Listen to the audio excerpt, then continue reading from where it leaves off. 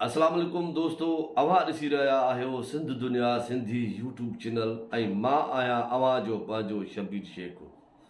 दोस्तों, ही Sindhi YouTube channel Sindh दुनिया अवां सिंधी भाउरनि जे लाइ ठाहियो वियो आहे, जितां अवां खे ऑनलाइन अर्निंग करण या ऑनलाइन बिज़नेस करण जा नयूं एप्स जा रिव्यूज़ जा वीडियो ॾिसण लाइ मिली वेंदा।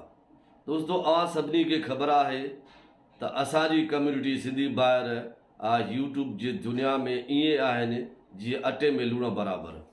पर हीउ जेको सिंध दुनिया यूट्यूब चैनल ठाहियो वियो आहे सिंधी ॿोलीअ में, हिन प्लेटफॉर्म तां अव्हां खे यूट्यूब तां ऑनलाइन अर्निंग हासिलु कीअं कबी आहे उन्हनि जा तौर तरीक़ा ॿुधाया वेंदा ऐं ऑनलाइन अर्निंग करण जूं नयूं जेके जदीद एप्स आहिनि उन्हनि तां जेको आहे सो कीअं पैसा कमाइजनि ऐं उन्हनि ते कीअं कमु कजे।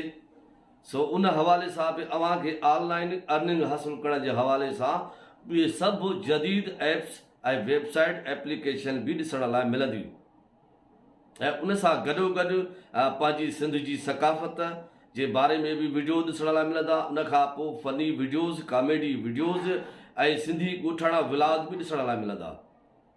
ऐं उनखां अलावा जेको असांजे सिंध जो नौजवान तबिको आहे उन वटि टैलेंट आहे ऐं असांजे ॻोठनि में टैलेंट मौजूदु आहे, असांजे शहरनि में टैलेंट मौजूदु आहे ऐं जेको दुनिया खां लिकियलु आहे, जेको दुनिया जे साम्हूं न आयो आहे, उन टैलेंट खे बि हिन प्लेटफॉर्म तां असां दुनिया जे अॻियां आणण जी कोशिशि कंदासीं।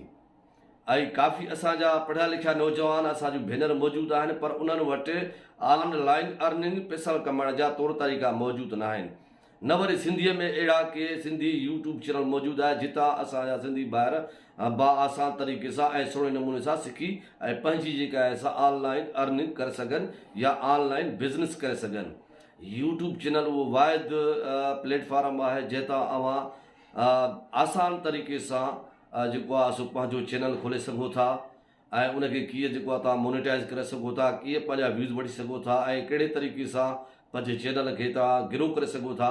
उन हवाले सां अव्हां खे डेट बाय डेट वीडियो ॾिसण लाइ मिलंदा ऐं उतां अव्हां काफ़ी कुझु सिखी सघो था ऐं अहिड़े तरीक़े सां अव्हां यूट्यूब चैनल तां बि जेको आहे पंहिंजो यूट्यूब चैनल ठाहे यूट्यूब चैनल तां अर्निंग हासिलु करे सघो था ऐं पंहिंजी ज़िंदगी खे बहितर बणाए सघो था।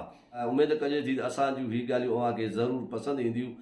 जीअं पसंदि अचनि त महिरबानी करे हिन वीडियो खे लाइक कंदा, शेयर कंदा ऐं असांजे यूट्यूब चैनल सिंध दुनिया खे सब्सक्राइब ज़रूरु कंदा। ॾिसण लाइ वरी महिरबानी।